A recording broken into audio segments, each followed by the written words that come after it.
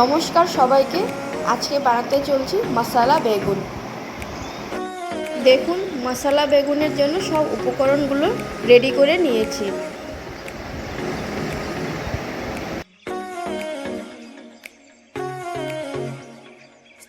দেখুন, প্রথমে আমি মিক্সিং জারে মশলার জন্য একটি পেস্ট তৈরি করে নিচ্ছি।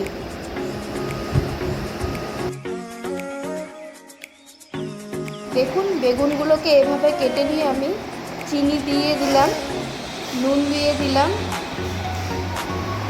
হলুদ দিয়ে দিলাম, সামান্য সাদা তেল দিলাম এবং লেবুর রস দিয়ে দিলাম। এখন ভালো মতন মাখিয়ে নেব।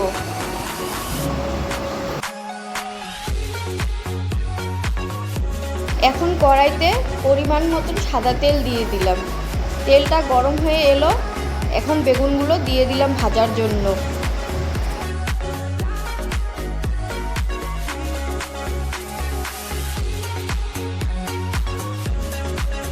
দেখুন, বেগুনগুলো ভাজা হয়ে গেছে। এখন বেগুনগুলো আমি নামিয়ে নেব।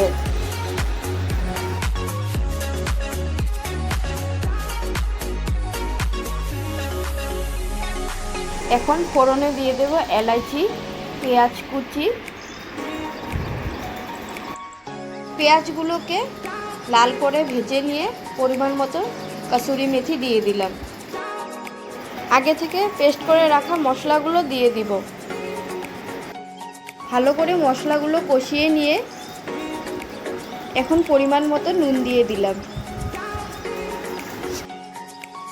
দেখুন, মশলা কষানো হয়ে গেছে। এখন পরিমাণ মতো জল দিয়ে দিলাম। ভালো করে এখন নাড়াচাড়া করে নিয়ে মশলাতে আমি এখন বেগুনগুলোকে দিয়ে দিলাম।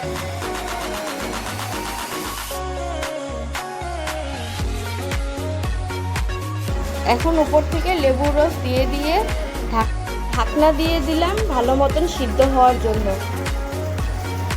এখন ঢাকনাটা তুলে নিলাম। দেখুন, মশলা বেগুন তৈরি হয়ে গেছে। আমি এখন একটা পাত্রে নামিয়ে নেব। আপনারাও এভাবে বাড়িতে বানিয়ে ট্রাই করে দেখুন। ধন্যবাদ। আমাদের ভিডিওটিকে লাইক, শেয়ার এন্ড চ্যানেলটিকে সাবস্ক্রাইব করে দিবেন।